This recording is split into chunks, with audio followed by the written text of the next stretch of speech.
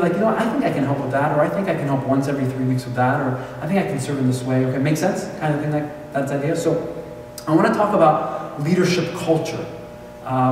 Leadership is one of those words that I hate, but I've never thought of a better one. Because you hear it all the time. Be a leader, buy a leadership book. You know, are you a leader in your business? And it loses kind of its meaning. But the easiest way to understand the word when we use it here is, are you ready to just serve and to be responsible with the gifts and maybe the ways that you can help be part of this new community?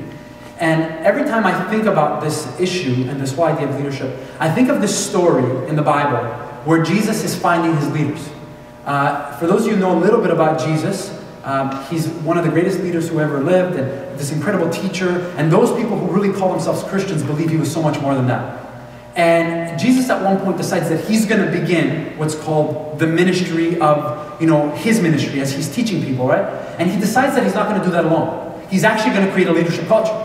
So the greatest leader to ever live, the greatest teacher, one of the greatest teachers that ever lived, right, decides that he needs a leadership team to do what he's going to do. So I'm like, well, we probably need one too. Like, I just thought in my head, I'm like, we should kind of consider all of that, those things, right?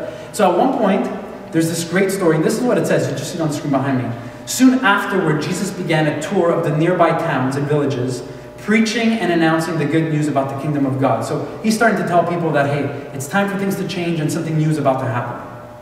And he took his 12 disciples with him, along with some women who had been cured. So he has these women who are following him and these 12 leaders that are part of his leadership culture with him. And among them were Mary Magdalene, Joanna, she was the wife of Chuza, which is Herod's business manager, and Susanna, and many others who were contributing from their own resources to support Jesus and his disciples.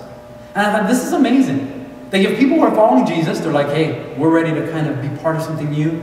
And then they quickly decide, hey, if we're going to be part of this, we have to think of ways that we can help.